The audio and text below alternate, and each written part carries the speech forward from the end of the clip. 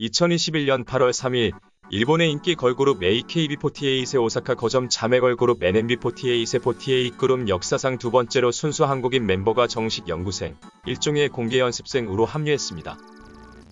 현재는 걸밴드 QWER의 보컬로 활동 중인 시연입니다. 이후 2022년 48그룹 역사상 순수 한국인으로는 최초로 정규 멤버가 됐습니다. 시연은 나플라풀이라는 댄스팀에서 2018년부터 1년여간 활동을 했고 보컬 학원과 우리나라 예대를 다니면서 우리나라 기획사 연습생이 되었다가 데뷔가 무산되고 난 후 2020년 1월 NMB48 7기생 오디션에 응모하여 2차 오디션까지 순조롭게 합격했으나 코로나 문제로 일본에 입국하는 게 어려워지면서 제대로 3차 오디션을 치르지도 못하고 붕 떠버리게 됐었습니다. 그러나 2020년 12월 일본 오사카에 입국하여 아르바이트를 하며 생활하다가 2021년 6월 추가 오디션을 통해 정식 연구생이 되며 한일 양국에서 화제가 됐었습니다.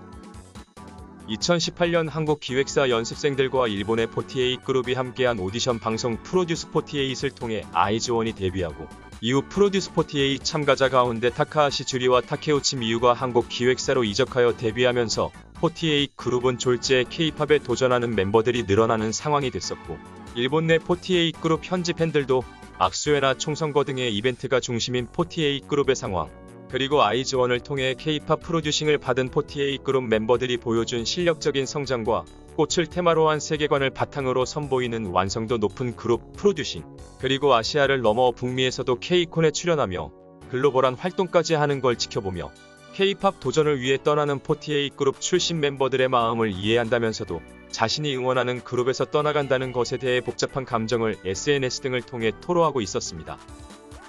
여기에 2019년 노제팬 기조로 한일 양국의 관계가 경직되고 2020년 코로나로 양국 간 물리적인 이동이 어려워진 상황에서 순수 한국인이 일본에 와서 NMB48 오디션에 도전하고 2021년 추가 도전까지 하며 정식 연구생으로 합격하자 일본에서도 시연의 도전에 대해 매우 우호적인 반응을 보였고 외형적으로도 NMB48 그룹 컨셉에 어울린다며 팬덤이 조금씩 구축되는 모습을 보였습니다.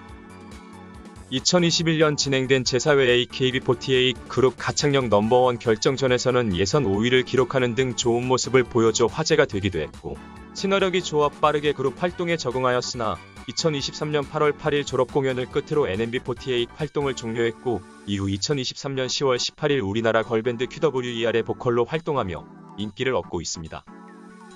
2010년 이후 K-팝이 일본 열도에 자리잡고 2015년 일본인 member 3명이 포함된 트와이스의 데뷔 이후 일본 아이돌 지망생들이 K-팝에 도전을 하는 경우가 많아지고 48그룹 멤버들도 프로듀스 48 이후 한국 시장의 문을 두드리는 경우가 많아지던 상황에서 반대로 한국인이 일본의 걸그룹을 하기 위해 왔다는 사실은 일본 내에서 꽤 화제가 되고 48그룹 일본 현지 팬덤에서도 이를 긍정적으로 바라볼만 했었습니다. 48그룹 스태프 측에서 봐도 해외에서 48그룹 멤버가 되고 싶다며 소위 존버까지 해가며 근성으로 도전을 해줬고 또 NMB48 그룹에 어울리는 캐릭터성과 좋은 가창력, 이를 가진 지망생이었으니 해외에서도 간절하게 48그룹이 되고 싶어하는 지망생이 있다는 마케팅적인 요소에다가 아이돌로서의 매력까지 갖추기까지 한 두 마리 토끼를 다 잡을 수 있는 지망생이었기에 당연히 합격을 시킬 만한 인재였다고 볼 수 있었습니다.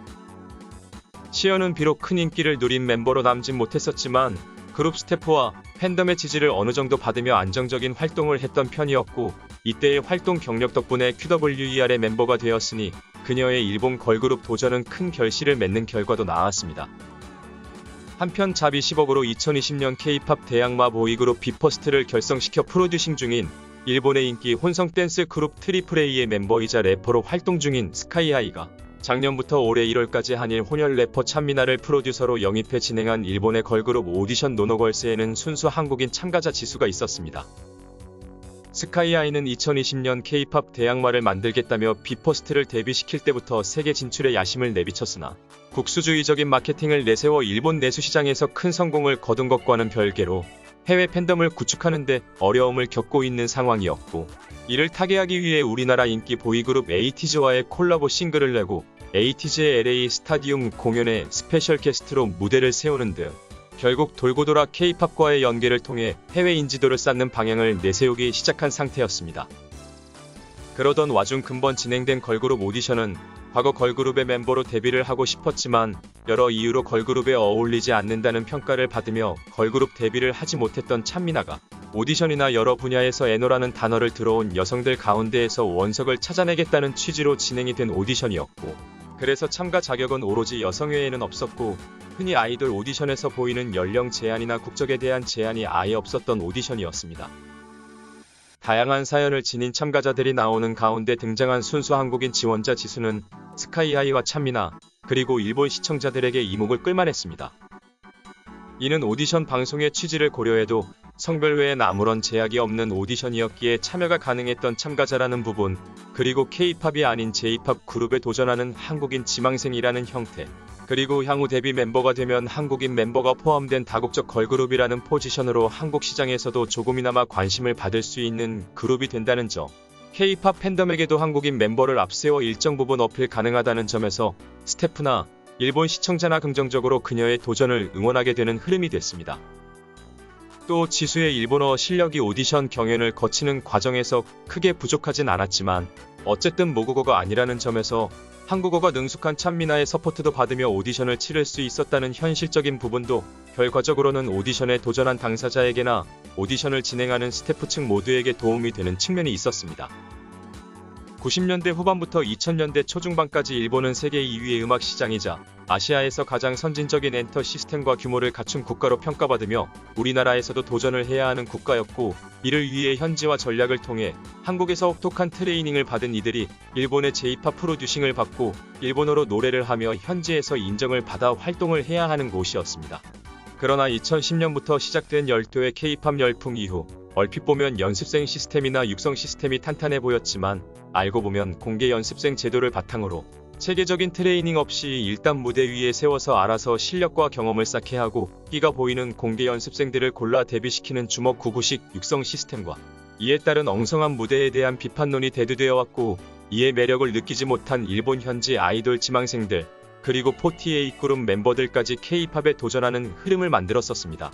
그러나 시영과 지수 모두 K-팝의 글로벌한 인기 속에서 일본 걸그룹에 도전하는 흔치 않은 한국인 지망생이라는 점이 부각된 측면이 있고, 소위 일본인들의 국뽕을 자극한 측면도 있지만 어쨌든 결과적으로 두 사람 다 일본에서의 데뷔를 이뤄내고 시연은 한국의 복귀에 QWER로 큰 성공을 거두는 등의 성과로 이어지게 됐었습니다.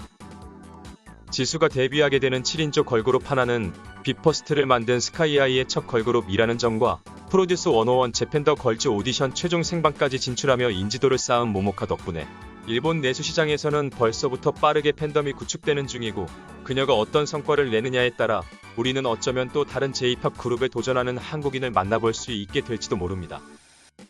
드물지만 J-팝 오디션에 도전하고 긍정적인 반응도 이끌어낸 이들의 뒤를 잇는 한국인 도전자가 앞으로도 나오게 될지 귀추가 주목됩니다.